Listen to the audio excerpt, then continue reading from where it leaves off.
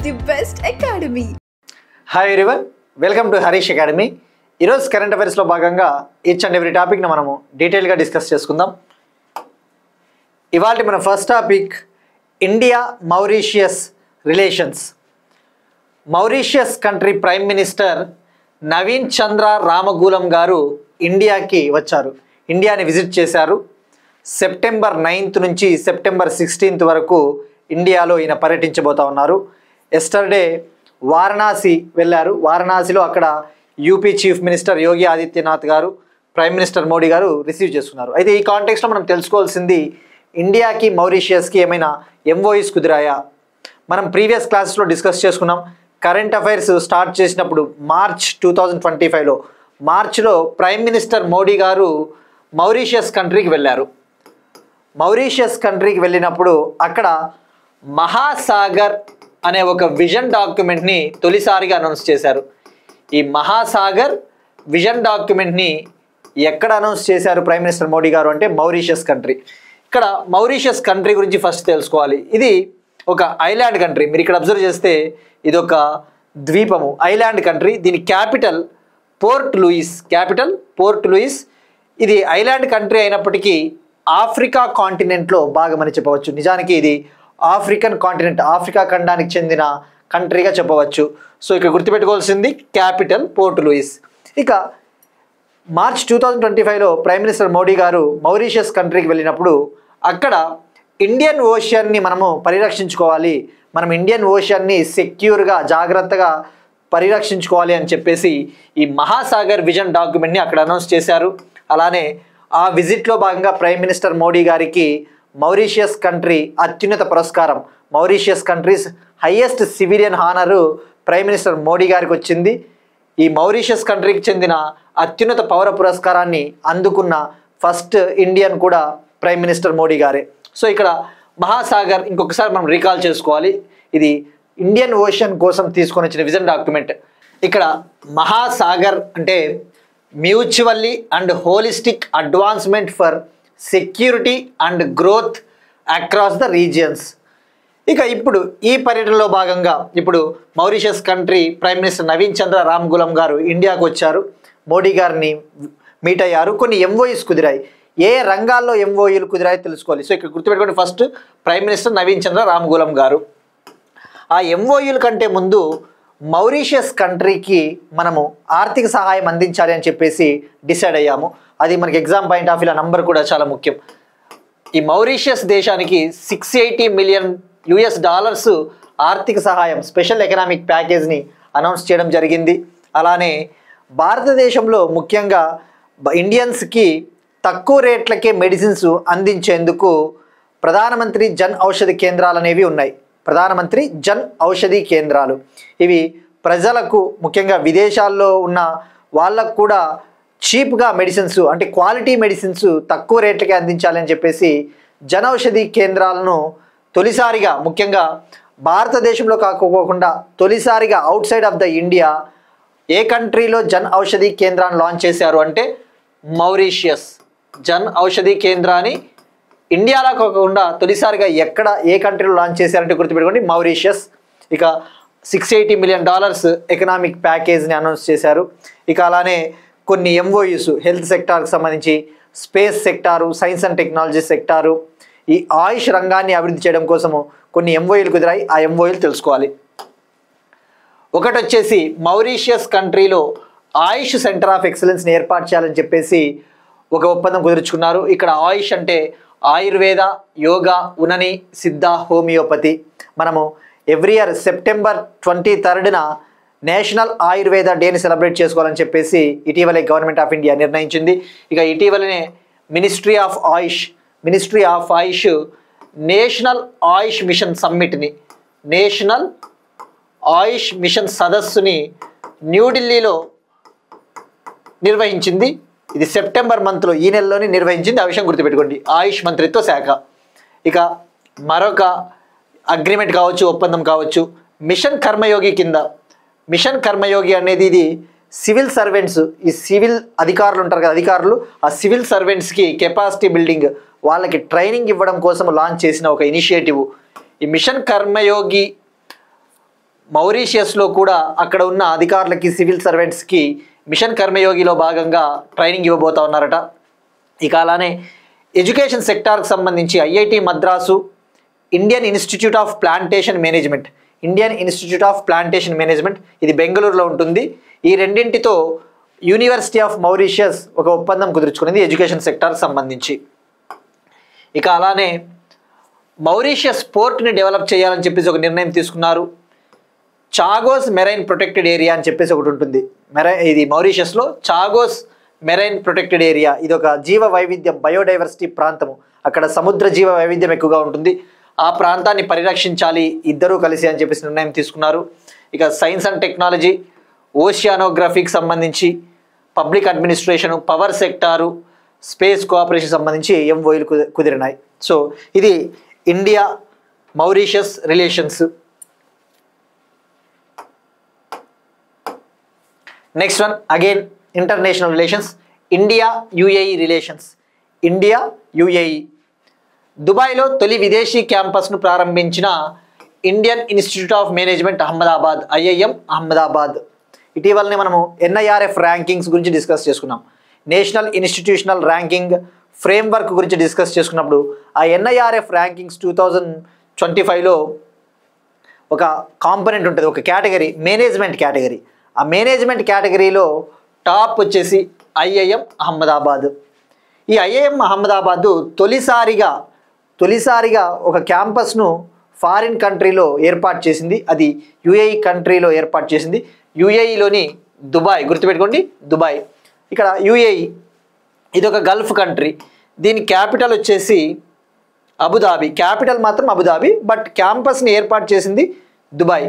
IIM Ahmedabad opened it's first overseas campus in Dubai, UAE. ఇక్కడ మీరు observe చేస్తే ఇది పర్షియన్ గల్ఫ్, ఇది strait of Hormuz water body. ఇటీవలనే ఇరాన్ దాన్ని క్లోజ్ చేస్తామని కూడా బెదిరించింది ఆ ఇజ్రాయెల్ అమెరికా అటాక్స్ చేసినప్పుడు. సో ఇది గుర్తుపెట్టుకోండి, స్ట్రెయిట్ ఆఫ్ హార్ముజ్, ఇది ఒక జల సంధి. గల్ఫ్ ఆఫ్ ఓమన్ ఉంటుంది.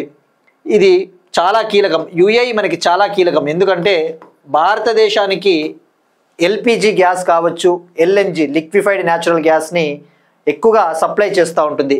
UAE second largest exporter of LNG and LPG. UAE is second largest supplier of LNG and LPG for India's second largest supplier అన్నమాట. ఇది అంటే భారతదేశానికి రెండవ అతిపెద్ద ఎగుమతిదారు ఈ ఎల్ఎన్జి ఎల్పిజికి సంబంధించి. సో ఆ విషయం గుర్తుపెట్టుకోండి. ఇక ఇప్పుడు ఈ క్యాంపస్లు ఏర్పాటు చేయడం వల్ల అడ్వాంటేజ్ ఏంటంటే, మన నేషనల్ ఎడ్యుకేషనల్ పాలసీ 2020 ఎన్ఈపి 2020 ఏమని చెప్తుంది? Globalisation of the Indian education, మన విద్యా వ్యవస్థను విదేశాల్లో కూడా విస్తరించాలి అని చెప్పేసి ఎన్ఈపి ఒక గోల్ నిర్దేశించుకుంది. సో ఆ Indian in spirit, global in outlook అనే ఆ యొక్క స్ఫూర్తితో విదేశాల్లో కూడా ఓపెన్ చేస్తూ ఉంటారు. ఇది ఇండియాకి యుఏఈకి సంబంధించిన ఇన్ఫర్మేషన్.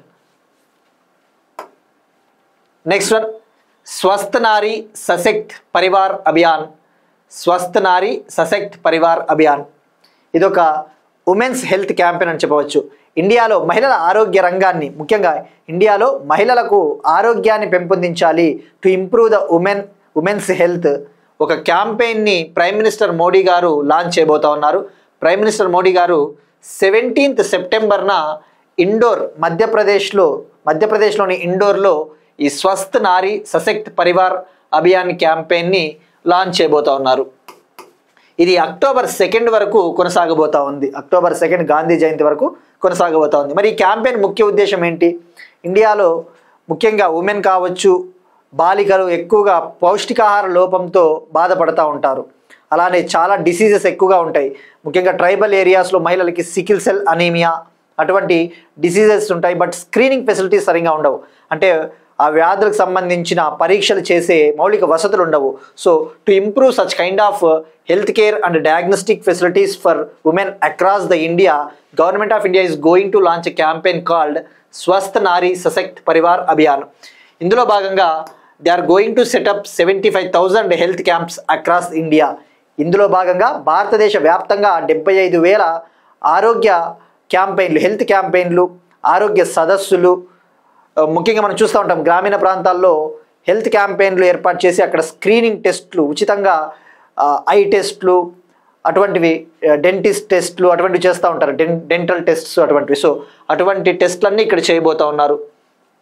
ఇక అలానే ప్రధానమంత్రి జన్ ఆరోగ్య యోజన కార్డ్స్, ముఖ్యంగా వయోవందన ఆరోగ్య కార్డ్స్ని గవర్నమెంట్ ఆఫ్ ఇండియా లాంచ్ చేస్తూ ఉంది. ఎవరైతే 70 ఇయర్స్ దాటి ఉంటారో, 70 ఇయర్స్ దాటిన సీనియర్ సిటిజన్స్ వాళ్ళకి ప్రధానమంత్రి జన్ ఆరోగ్య వయోవందన కార్డ్స్ ఈ కార్డ్స్ను కూడా జారీ చేయడం జరుగుతుంది. ఆ కార్డులు జారీ చేయడానికి అవసరమైన వివరాలని ఇక్కడ ఎంటర్ చేసుకుంటారు.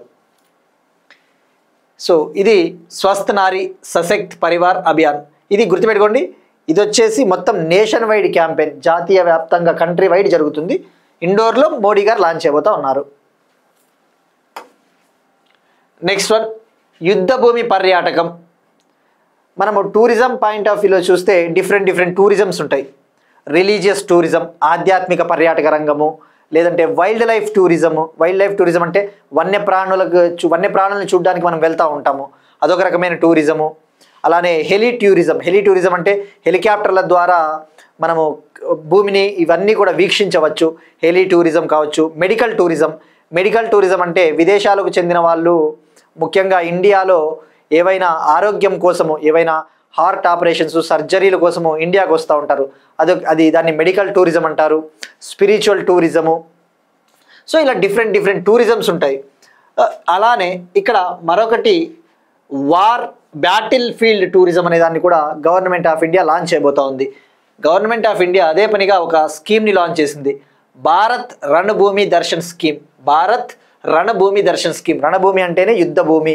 అంటే ఇండియాలో హై ఆల్టిట్యూడ్లో ఉన్న ప్రదేశాలను వీక్షించడం కోసం, ఎక్కువ ఎత్తులో ఉన్న ప్రదేశాలు, ఉదాహరణకు సిక్కింలోని ఈ డోక్లాం ప్రాంతం మనం ప్రీవియస్ క్లాస్లో డిస్కస్ చేసుకున్నాం. ఈ డోక్లాం ప్రాంతం అనేది చైనాకి, భూటాన్కి, ఇండియాకి ట్రై జంక్షన్ పాయింట్. ఈ 3 దేశాలకి ఒక ట్రై జంక్షన్ పాయింట్గా ఉంటుందన్నమాట.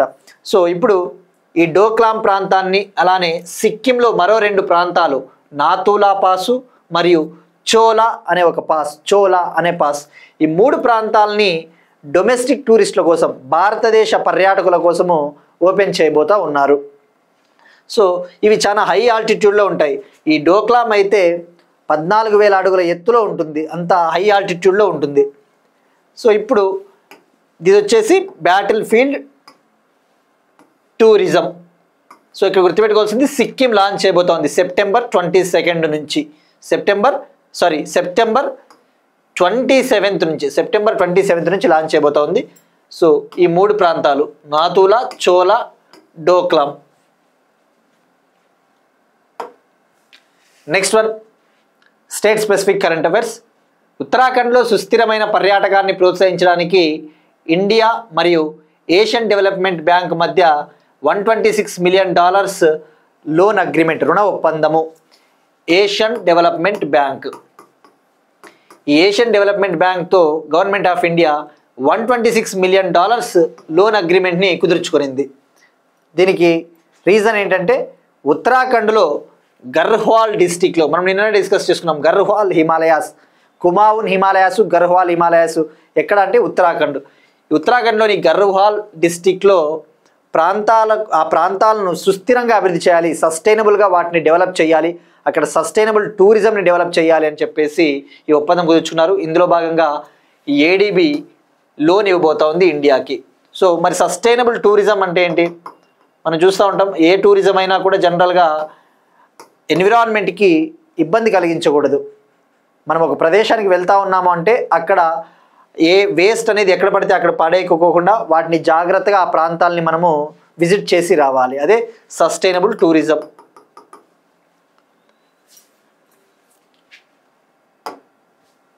Next one, India Africa seed summit 2025. India Africa seed summit 2025. ఇండియాలో సీడ్ సెక్టార్ చాలా డెవలప్ అవుతోంది. విత్తన రంగము అంటే విత్తనాలు, మనకి ఏ పంట వేయాలన్నా విత్తనాలు అవసరము. సో ఈ విత్తన రంగంలో అభివృద్ధి చేయడం కోసం ఈ సీడ్ సెక్టార్ని, ఈ సీడ్స్కి సంబంధించి రీసెర్చ్ని ఇంప్రూవ్ చేయాలి, పరిశోధనను వేగవంతం చేయాలి. సీడ్ ప్రొడక్షన్, విత్తనాల అభివృద్ధి, విత్తనాల ఉత్పత్తి, విత్తనాల ఎగుమతి, సీడ్ ఎక్స్పోర్ట్స్ కోసము ఆఫ్రికా ఖండంతో, ఆఫ్రికా కాంటినెంట్తో కొలాబరేషన్ కోసం, సహకారం కోసము ఇండియా ఆఫ్రికా సీడ్ సమ్మిట్ 2025ని హైదరాబాద్లో లాంచ్ చేయడం జరిగింది. హైదరాబాద్లో ఇందులో తెలంగాణ మినిస్టర్ మాట్లాడడం జరిగింది. ఇక ఏ పాయింట్ ఆఫ్ వ్యూలో ఇది ఇంపార్టెంట్ అంటే, సీడ్ సెక్టార్కి సంబంధించి వేరియస్ ఇన్స్టిట్యూట్స్ ఉంటాయి ఇండియాలో. ICAR for example, Indian council for agricultural research, దీని హెడ్ క్వార్టర్స్ న్యూఢిల్లీ. ఇదేం చేస్తూ ఉంటుంది, అవసరమైన క్వాలిటీ సీడ్స్ని, హైబ్రిడ్ సీడ్స్ని కావచ్చు, ముఖ్యంగా ఇంపార్టెంట్ సీడ్స్ విత్తన రంగంలో రెవల్యూషన్ తీసుకుని వస్తూ ఉంటుంది ఈ ఐకారు. ఇక ICRISAT Hyderabad head quarters. ICRISAT అంటే ఏంటి, international crop research institute for semi arid tropics. ఇటువంటి సంస్థలన్నీ కూడా హైదరాబాద్లో ఎక్కువగా ఉన్నాయి. సో కంట్రీకి అవసరమైన విత్తనాలలో, కంట్రీకి అవసరమైన సీడ్స్లలో 60% సీడ్స్ని మన తెలంగాణే అందిస్తూ ఉంది అని చెప్పేసి ఈయన చెప్పడం జరిగింది. ఇక దీన్ని నిర్వహిస్తూ ఉన్న ఆర్గనైజేషన్స్ వచ్చేసి Indian chamber of food and agriculture, మరొకటి వచ్చేసి African seed trade association, Africa విత్తన వాణిజ్య సంస్థ కలిసి నిర్వహించడం జరిగింది. Next one, Telangana current affairs. హైదరాబాద్లో డ్రోన్ సెంటర్ ఆఫ్ ఎక్సలెన్స్ను ఏర్పాటు చేయనున్న directorate general of quality assurance. హైదరాబాద్లో డ్రోన్ సెంటర్ ఆఫ్ ఎక్సలెన్స్ను ఏర్పాటు చేయనున్న డైరెక్టరేట్ ఆఫ్ క్వాలిటీ అష్యూరెన్స్, లేదంటే దీన్నే directorate general of quality assurance అంటారు. మరి ఇక్కడ ఎందుకు ఈ సెంటర్ ఆఫ్ ఎక్సలెన్స్ అంటే, ఏ సెంటర్ ఆఫ్ ఎక్సలెన్స్ అయినా ముఖ్య ఉద్దేశం ఇది ఒక రీసెర్చ్ సెంటర్ లాగా పనిచేస్తుంది. ఈ మిలిటరీ డ్రోన్ సెక్టార్కు సంబంధించి హైదరాబాద్ను ఇండియాలోనే టాప్గా తీర్చిదిద్దాలని చెప్పేసి ఈ సెంటర్ ఆఫ్ ఎక్సలెన్స్ని ఏర్పాటు చేయబోతున్నారు. మీరు ఇక్కడ ఇటీవల అబ్జర్వ్ చేస్తే ఈ డ్రోన్స్ ఎక్కువగా యూజ్ చేస్తూ ఉన్నారు. ఈవెన్ ఆపరేషన్ సింధూర్లో హాక్ డ్రోన్స్ అని చెప్పేసి యూజ్ చేయడం జరిగింది. ఫర్ ఎగ్జాంపుల్, ఇండియాలో నాగాస్త్ర 1 అనే ఒక డ్రోన్ ఉంటుంది. నాగాస్త్ర 1 డ్రోన్ వచ్చేసి ఇండియాస్ ఫస్ట్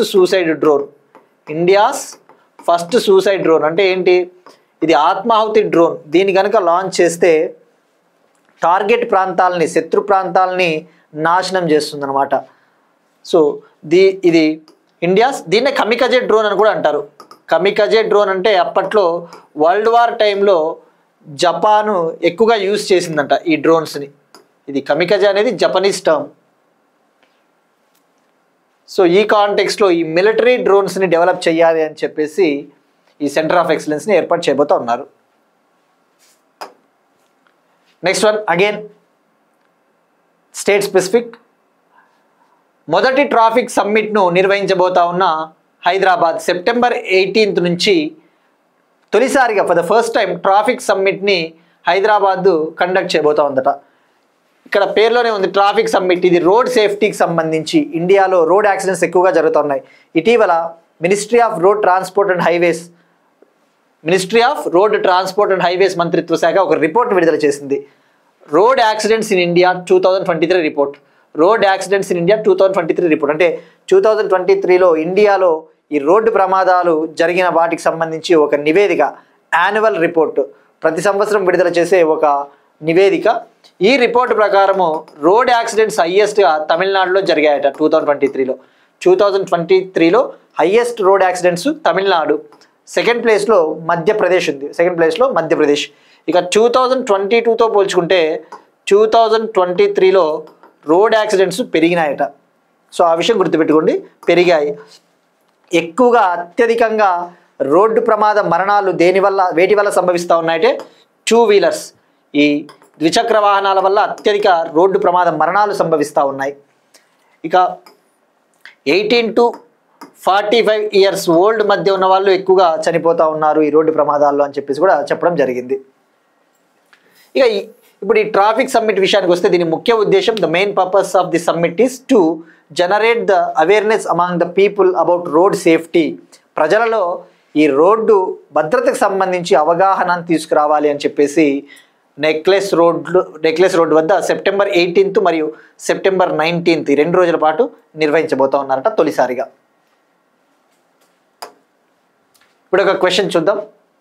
ఇటీవల ఏ రాష్ట్రం పున్పున్ సస్పెన్షన్ బ్రిడ్జ్ను ప్రారంభించింది? Recently which state launched Punpun suspension bridge?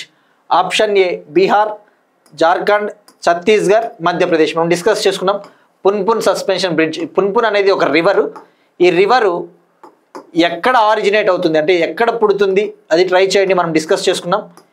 ఈ రివర్ దేనికి ట్రిబ్యూటరీ, దేనికి ఉపనది, ఇది ఏ నదికి ఉపనది ట్రై చేయండి. మరి అలానే దేనికి ఉపనదితో పాటు ఇది రైట్ బ్యాంక్ ట్రిబ్యూటరీనా అంటే కుడి సైడ్ ఉండే ఉపనదినా లేకపోతే లెఫ్ట్ బ్యాంక్ ట్రిబ్యూటరీనా, ఇది మనం డిస్కస్ చేసుకున్నాం. మరొక క్వశ్చన్ రివర్స్కి సంబంధించి ఇటీవల మనం డిస్కస్ చేసుకున్న కాన్సెప్ట్తోనే సారో ఆఫ్ బీహార్గా ఏ నదిని పిలుస్తారు అంటే బీహార్ రాష్ట్రానికి ఎక్కువగా వరదలను తీసుకొని వచ్చే నది ఒకటి ఉంది, అది ఆ నదిని సారో ఆఫ్ బీహార్గా పిలుస్తారు. ఆ రివర్ పేరేంటి మనం డిస్కస్ చేసుకున్నాం మ్యాప్ చూయించి. సో ఇవి ట్రై చేయండి. ఇక మనం నిన్న అడిగిన క్వశ్చన్ వచ్చేసి ఇండియాలో ఇండియన్ గవర్నమెంట్ 1000 స్కాలర్షిప్స్ని ఏ కంట్రీ యూత్కి అనౌన్స్ చేసింది అంటే 1000 ఈ స్కాలర్షిప్స్, 1000 డిజిటల్ స్కాలర్షిప్స్ ఆఫ్ఘనిస్తాన్ యువతకి. ఇక అలానే మిలిటరీ రీఫార్మ్స్ సంబంధించి టెక్నాలజీ క్యాపబిలిటీ ప్లాన్ వచ్చేసి 15 years ప్లాన్, 15 ఏళ్ల ప్రణాళిక. ఇక ఇవాళ కామెంట్ సెక్షన్లో ఒకరు క్వశ్చన్ అడిగారు, భారతదేశంలో కోస్ట్ లెంగ్త్ పెరిగింది కదా, భారతదేశ తీర ప్రాంతము పెరిగింది, అయితే గతంతో పోల్చుకుంటే అది ఇప్పుడు ఎందుకు పెరిగింది అని చెప్పేసి అడిగారు. మనం ఆల్రెడీ ప్రీవియస్ క్లాసెస్లో మెనీ టైమ్స్ డిస్కస్ చేసుకున్నాం ఎందుకు పెరిగిందని చెప్పేసి. బట్ ఇంకొకసారి డిస్కస్ చేసుకుందాం. ప్రస్తుతం ఇండియా కోస్ట్ లైన్ వచ్చేసి 11,098.81 కిలోమీటర్స్. అబ్సల్యూట్ టర్మ్స్లో చెప్పాలంటే 11,098.81 కిలోమీటర్స్ ఉంది ఇప్పుడు. అంటే సుమారుగా 50% పెరిగింది. గతంలో ఎంత ఉండింది కోస్ట్ లైన్? 7,516.6 కిలోమీటర్స్ ఉండేది, 7,516.6 కిలోమీటర్లు ఉండేది. ఇది 11,098.81 కిలోమీటర్స్ అంటే అప్రాక్సిమేట్లీ 48% రైజ్ అయింది. మరి తీర ప్రాంతం ఎప్పుడు పెరుగుతుంది? జనరల్గా ఒక కంట్రీ తీర ప్రాంతం కలిగిన వేరే ప్రాంతాలను ఆక్రమించుకుంటే అప్పుడు పెరుగుతుంది. లేదు అంటే కొన్ని టెక్నిక్స్ని, పర్ఫెక్ట్ టెక్నిక్స్, ఖచ్చితత్వంతో కూడిన కొలిచే పద్ధతుల్ని ఉపయోగించినప్పుడు కూడా తీర ప్రాంతం పెరుగుతుంది. గతంలో జనరల్గా తీర ప్రాంతానికి ఎప్పుడు కూడా ఫిక్స్డ్ లెంగ్త్ ఉండదు. ఈ కోస్టల్ లైన్కి అనేది ఫిక్స్డ్ లెంగ్త్ ఉండదు. ఎందుకంటే కొన్ని ఎక్స్టెండ్ అయి ఉంటాయి. సముద్రాలలో కొన్ని ఇన్లెట్స్ అని, జాగ్రఫీ టర్మ్స్ వస్తాయి, ఇన్లెట్స్ అని, బేస్ అని. అంటే సముద్ర తీర ప్రాంతం నుంచి కొన్ని ఇంకా లోపలికి ఎక్స్టెండ్ అయి ఉంటాయి చిన్న చిన్న వాటర్ బాడీస్. ఆ వాటర్ బాడీస్ని లెక్కించకపోతే తీర ప్రాంతం అనేది తగ్గుతుంది. కానీ ఈసారి కొన్ని హై క్లాస్ టెక్నాలజీ అంటే ముఖ్యంగా GIS technology, geographical information system, ఈ శాటిలైట్ టెక్నాలజీని ఇటువంటి వాటిని వినియోగించినప్పుడు ఏమవుతుందంటే ఎగ్జాక్ట్గా ఇటువంటి చిన్న చిన్న వాటర్ బాడీలు కూడా వీటిని కూడా లెక్కించడం జరిగింది, ఇటువంటి ఇన్లెట్స్ని, బేస్ని. అప్పుడు ఏమవుతుందంటే అది ఆటోమేటిక్గా ఇంక్రీజ్ అవుతుంది. ఇక ఈ 11,098.81 కిలోమీటర్లో అత్యధికంగా తీర ప్రాంతం వచ్చేసి ఫస్ట్ ప్లేస్లో Gujarat, second place Tamil Nadu, third place Andhra Pradesh. అది గుర్తుపెట్టుకోండి. ఫస్ట్ ఇవి స్టేట్స్. మళ్ళీ కేంద్రపాలిత ప్రాంతం అయితే అండమాన్ నికోబార్ హైయెస్ట్గా 3,000 కిలోమీటర్లకు పైగా తీర ప్రాంతాన్ని కలిగి ఉంది. బట్ స్టేట్ పరంగా చూస్తే హైయెస్ట్ స్టేట్ వచ్చేసి first Gujarat, second Tamil Nadu, third ప్లేస్లో ఆంధ్రప్రదేశ్ ఉంది.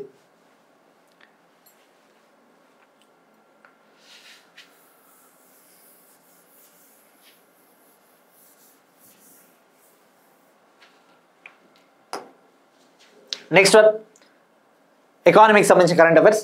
2025లో భారతదేశ యూనికార్న్ క్లబ్లో చేరిన మరో 11 స్టార్టప్లు. హురూన్ జాబితా, హురూన్ లిస్ట్.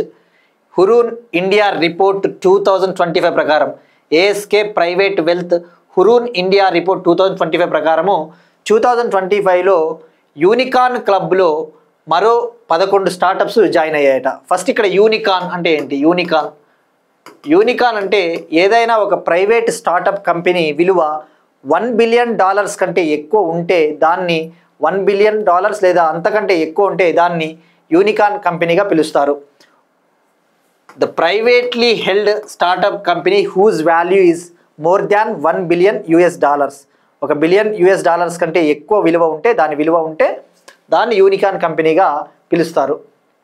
ఇక ఇప్పుడు 11 కంపెనీలు ఈ యొక్క యూనికార్న్ క్లబ్లో జాయిన్ అయ్యాట. మనకి ఆ 11 పేర్లు అవసరం లేదు, బట్ ఒక 2-3 తెలుసుకుందాం ఆ పేర్లు ఏమనేసి. ఏఐ టెక్ అనే ఒక కంపెనీ, నావీ టెక్నాలజీస్, వివృతి క్యాపిటల్, నేత్రాదైనే అనే కొన్ని కంపెనీలు జాయిన్ అయ్యాయి. బట్ మనకి what is the essence of this topic ఏంటంటే అసలు మనం దీంట్లో ఏం తీసుకోవాలి అంటే యూనికార్న్ అంటే ఏంటో తెలుసుకోవాలి. ఇండియాలో ఎన్ని యూనికార్న్స్ ఉన్నాయి? ఇప్పుడు ఈ 11తో కలిపి ఓవరాల్గా ఇండియాలో ఇప్పుడు 73 యూనికార్న్స్ ఉన్నాయట. ఈ 11తో కలిపి 73 యూనికార్న్స్. ఇక ఇదే హురూను గ్లోబల్ యూనికార్న్ ఇండెక్స్ని రిలీజ్ చేస్తుంది. గ్లోబల్ యూనికార్న్ ఇండెక్స్ ఇటీవల విడుదల చేసిన గ్లోబల్ యూనికార్న్ ఇండెక్స్ 2025 రిపోర్ట్లో అత్యధికంగా ప్రపంచంలో యూనికార్న్స్ అమెరికాలో ఉన్నాయి. ఫస్ట్ ప్లేస్లో America, second China, third India. గుర్తుపెట్టుకోండి, థర్డ్ ప్లేస్ ఇండియా ఉంది. ఎవరు రిలీజ్ చేస్తారు ఇది? Hurun. First America, second China, third India. ఇక యూనికార్న్స్ అంటే 73 ఇప్పుడు వీటితో కలిపి. నెక్స్ట్ వన్ అగైన్ ఎకానమీకి సంబంధించిన కరెంట్ అఫైర్. భారతదేశ వృద్ధి రేటుకు సంబంధించి 2025-26 ఆర్థిక సంవత్సరానికి భారతదేశ వృద్ధి అంచనా 6.9%గా ఉంటుందని చెప్పేసి రేటింగ్ ఏజెన్సీ ఫిచ్ సంస్థ ప్రకటించింది. For 2025-26 India's GDP growth rate is estimated at 6.9%. గతంలో ఈ ఫిచ్ 6.5% ఉండొచ్చు అని చెప్పింది, బట్ ఇప్పుడు ఇంకా పెంచింది 6.9%. దీనికి కారణము స్ట్రాంగ్ డొమెస్టిక్ డిమాండ్ అంటే దేశీయంగా డిమాండ్ ఎక్కువగా ఉంది. ముఖ్యంగా ఇప్పుడు జిఎస్టీ రీఫార్మ్స్ కూడా తీసుకొని వచ్చారు కదా. ఈ నెక్స్ట్ జనరేషన్ ఎకనామిక్ రీఫార్మ్స్లో భాగంగా జిఎస్టీ రీఫార్మ్స్లో 2 స్లాబ్స్ని తొలగించారు. 12% స్లాబ్, 28% స్లాబ్. కొత్త స్లాబ్ 40% స్లాబ్ని ఇంట్రొడ్యూస్ చేశారు. ఇప్పుడు చాలా తగ్గబోతూ ఉన్నాయి ఈ జిఎస్టీ రీఫార్మ్స్ వల్ల. బైక్స్ కావచ్చు, మన డైలీ ఎసెన్షియల్స్, ముఖ్యంగా మనము వాడే నిత్యావసరాలు ఏవైతే ఉన్నాయో అవి ఇప్పుడు 5% స్లాబ్లోకి వచ్చాయి. చాలా నిత్యావసరాలు వస్తువులు. మరి ఇప్పుడు ఈ స్ట్రాంగ్ డొమెస్టిక్ డిమాండ్ అనేది పెరగబోతా ఉంది కాబట్టి గ్రోత్ పెరగబోతా ఉందని చెప్పేసి చెప్పడం జరిగింది. ఇక మనకి ఈ కాంటెక్స్ట్లో జీడిపి అంటే ఇంకొకసారి తెలుసుకోవాలి. గ్రాస్ డొమెస్టిక్ ప్రోడక్ట్, స్థూల దేశీయ ఉత్పత్తి, the total value of goods and services produced with in the country during a particular year. It is during a financial year. The total value of goods and services produced within the country in a financial year or in a particular year. అంటే ఏంటి? ఒక ఆర్థిక సంవత్సరంలో ఒక దేశంలో ఉత్పత్తి అవుతా ఉన్న వస్తువులు మరియు సేవల మొత్తం విలువ. మరి మనం డిస్కస్ చేసుకున్నాం జీడిపి అంటే ఫర్ ఎగ్జాంపుల్ ఈ జీడిపి ఇండియా ఉంది ఇక్కడ. ఫర్ ఎగ్జాంపుల్ అమెరికాకు చెందిన ఒక అతను ఇండియాకు వచ్చి ఒక కంపెనీ పెట్టాడు అనుకుందాం. ఇండియాకు వచ్చి ఒక కంపెనీ పెట్టాడు. మరి ఇండియాకు వచ్చి ఒక కంపెనీ పెట్టాడు, కానీ ఇది ఫారిన్ కంపెనీ. బట్ ఇండియాలో ఉండడం వల్ల ఇక్కడ కొన్ని వస్తువులు కావచ్చు, సర్వీసెస్ కావచ్చు, వాటిని ఉత్పత్తి చేస్తుంది. వాటిని ఉత్పత్తి చేసినప్పుడు వచ్చే ఆదాయం ఏ దేశానికి చెందుతుంది అంటే ఇండియాకే చెందుతుంది. ఆ విషయం గుర్తుపెట్టుకోండి. Even though it is a foreign company, అది విదేశీ కంపెనీ అయినప్పటికీ కూడా దీన్ని ఎక్కడ ఉత్పత్తి చేస్తూ ఉన్నారు? ఇండియాలో ప్రొడ్యూస్ చేస్తూ ఉన్నారు కాబట్టి ఇది భారతదేశ జీడిపిలో భాగం అవుతుంది. బట్ అలా కాకపోకుండా ఇప్పుడు ఇండియాకు చెందిన ఒక కంపెనీ, ఒక అతను అమెరికాకు వెళ్ళేసి అక్కడ కంపెనీ పెట్టాడు అనుకుందాం. ఇండియాకు చెందిన ఒక పర్సన్ అమెరికాలో ఒక కంపెనీ పెట్టి అక్కడ ఉత్పత్తి చేశారు అనుకుందాం. అక్కడ ఉత్పత్తి చేయగా వచ్చిన డబ్బు భారతదేశ జీడిపిలోకి భాగం అవ్వదు. ఈవెన్ దో ఇండియన్ కంపెనీ అయినప్పటికీ, ఈవెన్ దో భారతీయుడు పెట్టిన కంపెనీ అయినప్పటికీ కూడా అక్కడ ఎక్కడ ఉత్పత్తి అయింది? వేరే దేశంలో ఉత్పత్తి అయ్యింది కాబట్టి అది జీడిపిలోకి భాగం అవ్వదు. సో అది జిఎన్పిలోకి భాగం అవుతుంది. ఆ విషయం గుర్తుపెట్టుకోండి. గ్రాస్ నేషనల్ ప్రోడక్ట్లోకి భాగం అవుతుంది. సో ఇక్కడ మనకి ఇక్కడ జీడిపి అనే టర్మ్ ఉంది కాబట్టి ఇది కంటిన్యూస్గా రిపీటెడ్గా వస్తుంటుంది కాబట్టి మనం తెలుసుకోవాలా. ఎక్కడ ఉత్పత్తి చేస్తూ ఉన్నామన్నదే matter. Whether it is a foreign company or domestic company, it doesn't matter. ఇక వరల్డ్ బ్యాంక్ ఏమని చెప్పింది ఇటీవల మనకి? వరల్డ్ బ్యాంకు, IMF, RBI ఈ మూడు తెలుసుకోవాలి. ఇటీవల 2025-26 ఫినాన్షియల్ ఇయర్కి గాను ఇవి వీటి గ్రోత్ అంచనాలని ప్రకటించాయి భారతదేశానికి సంబంధించి. వరల్డ్ బ్యాంక్ అయితే 6.3% ఉంటుంది 2025-26 ఆర్థిక సంవత్సరంలో అని చెప్పేసి ప్రకటించాయి. గుర్తుపెట్టుకోండి, ఈ 25-26 అంటే ఇది FY26గా డినోట్ చేస్తారు, financial year 26.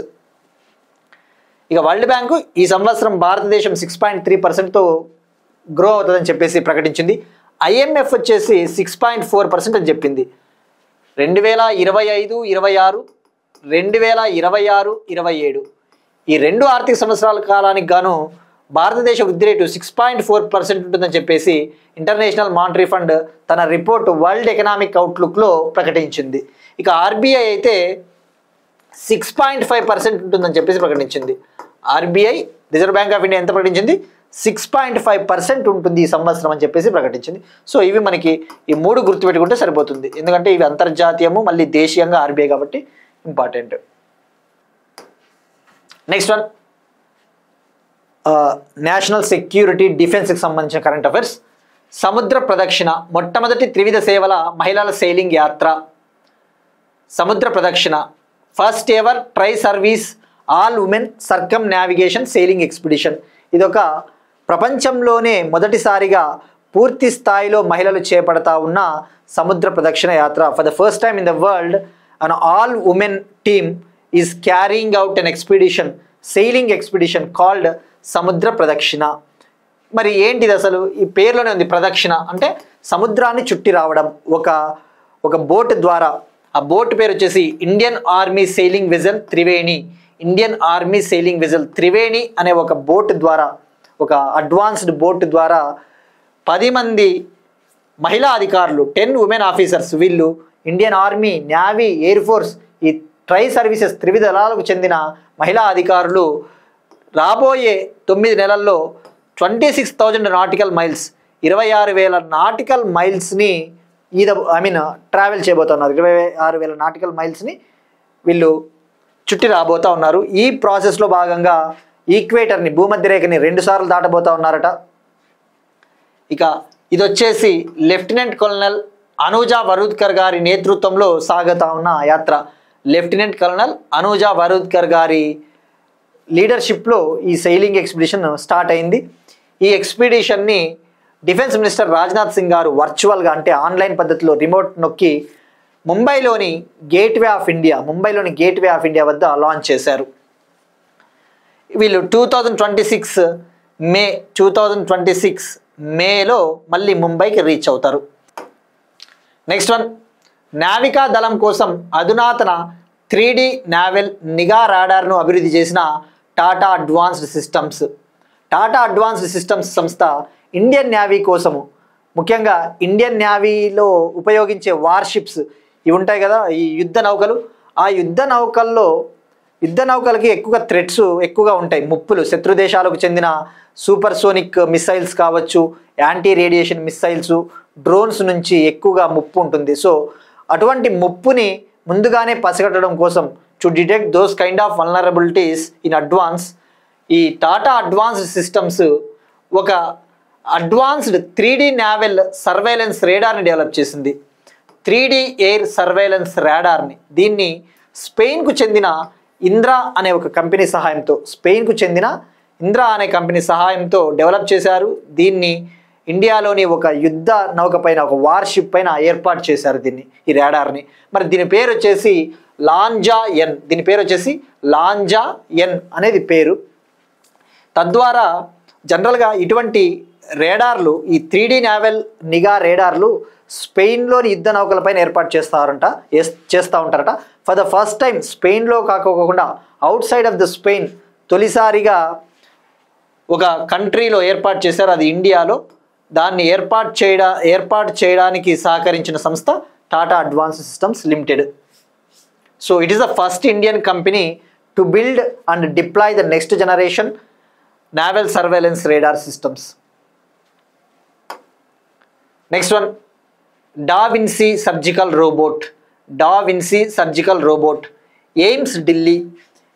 AIIMS Delhi Da Vinci surgical robot ni ప్రారంభించింది. సర్జికల్ ట్రైనింగ్లో ఏదైనా సర్జరీ శస్త్రచికిత్సల్లో చేయడం కోసము శిక్షణ ఇవ్వడం కోసం ట్రైనింగ్ ఇవ్వడం కోసం ఈ యొక్క రోబోట్ని ఏర్పాటు చేసింది. జనరల్గా హ్యూమన్సే ట్రైనింగ్ ఇస్తారు, బట్ అలా కాకుండా తొలిసారిగా ఈ యొక్క డావిన్సీ సర్జికల్ రోబోట్ని ఉపయోగించి దీన్ని యూజ్ చేసి ఈ సర్జికల్ ట్రైనింగ్లో శిక్షణ ఇవ్వబోతా ఉన్నారట. So AIIMS Delhi becomes the first government medical institution in India to train using this robotic system. భారతదేశంలో మొదటి గవర్నమెంట్ మెడికల్ కళాశాల ఈ యొక్క రోబోటిక్ సిస్టమ్ని ఉపయోగించి సర్జికల్ ట్రైనింగ్ ఇవ్వడము. ఇక ఎయిమ్స్ ఢిల్లీ నిన్ననే తెలుసుకున్నాం, నెవర్ అలోన్ యాప్ను కూడా లాంచ్ చేసింది. మెంటల్ హెల్త్ కోసం never alone app AIIMS Delhi. Next one, persons in news. Brazil దేశ మాజీ అధ్యక్షుడు బొల్సనారో, జైర్ బొల్సనారో గారికి 27 ఏళ్ల జైలు శిక్ష పడింది, 27 ఏళ్ల పాటు. ఈయన Brussels former president Jair బొల్సనారో.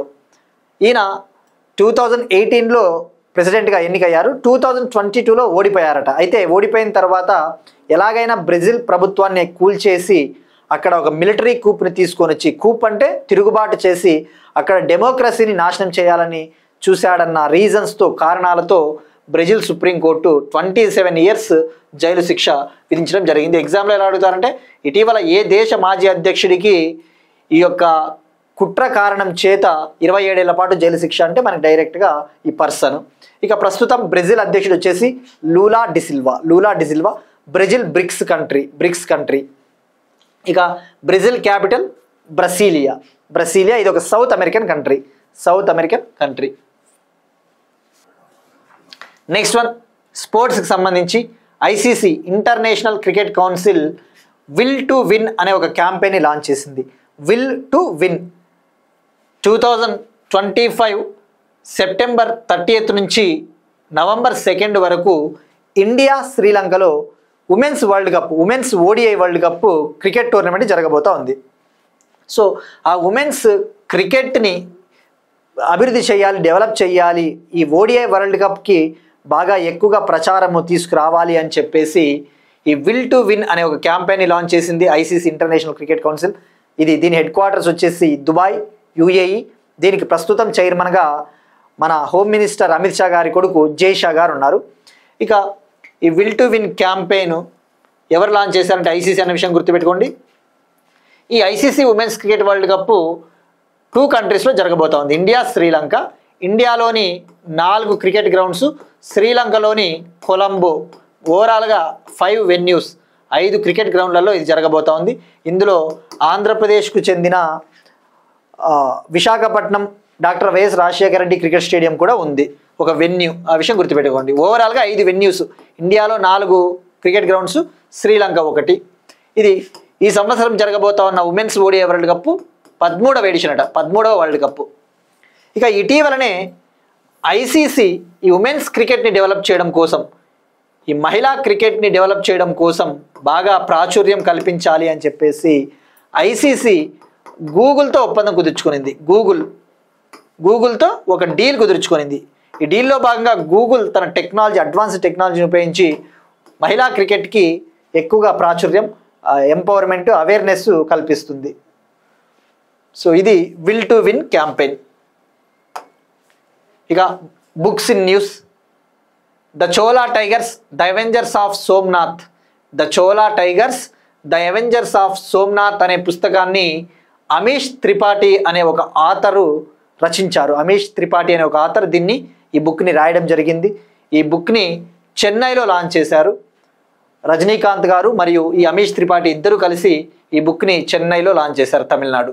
So ఈ బుక్ వచ్చేసి చోళా డైనాసిటీ, చోళ రాజులకు సంబంధించిన పుస్తకం. మనకి బుక్స్ హెల్ప్ అవుతాయి కాబట్టి ఎవరు ఆథర్ని గుర్తుపెట్టుకోండి. ఇక చోళులు అంటేనే గుర్తు రావాల్సింది భారతదేశంలో లోకల్ సెల్ఫ్ గవర్నమెంట్ని డెవలప్ చేసిన ఫస్ట్ డైనాసిటీ. మధ్య భారత యుగంలో ఈ లోకల్ గవర్నమెంట్స్ ఉంటాయి కదా, స్థానిక సంస్థలని అద్భుతంగా డెవలప్ చేసింది. ఒక విధంగా చెప్పాలి అంటే ఈ స్థానిక సంస్థల ఎన్నికలను, ఈ లోకల్ సెల్ఫ్ గవర్నమెంట్స్ని ఇంట్రడ్యూస్ చేసింది, పరిచయం చేసిందే Cholas. They are known for strong self governments in India. ఇవి ఇవాల్టి కరెంట్ అఫైర్స్. మనం ఒకసారి క్విక్గా రీక్యాప్ చూద్దాం. మారిషియస్ ప్రధాని నవీన్ చంద్ర రామగూలం భారతదేశ పర్యటన. దుబాయ్లో తొలి విదేశీ క్యాంపస్ను ప్రారంభించిన ఐఐఎం అహ్మదాబాద్. స్వస్థ్ నారీ సశక్త్ పరివార్ అభియాన్ను సెప్టెంబర్ 17న ఇండోర్లో ప్రారంభించనున్న ప్రైమ్ మినిస్టర్ మోడీ. యుద్ధభూమి పర్యాటకాన్ని లాంచ్ చేయనున్న సిక్కిం. ఉత్తరాఖండ్లో సుస్థిరమైన పర్యాటకాన్ని ప్రోత్సహించడానికి India ADB $126 million loan agreement.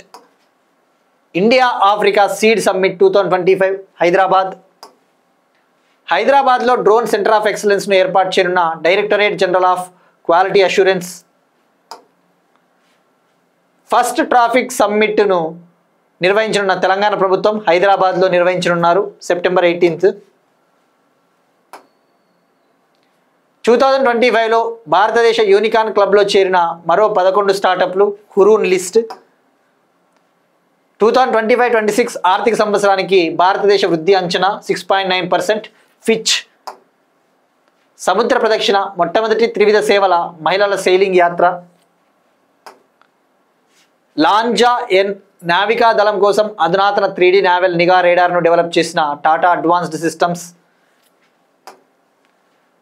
DaVinci surgical రోబోట్ను ప్రారంభించిన ఎయిమ్స్ ఢిల్లీ. బ్రెజిల్ మాజీ అధ్యక్షుడు జైర్ బోల్సనోరో గారికి 27 ఏళ్ల జైలు శిక్ష. విల్ టు విన్ క్యాంపెయిన్ను లాంచ్ చేసిన international cricket council. The Chola tigers the Avengers of Somnath బుక్ను రచించిన Amish Tripathi. That's it. These are today's current affairs. We'll meet you again tomorrow, and thank you everyone.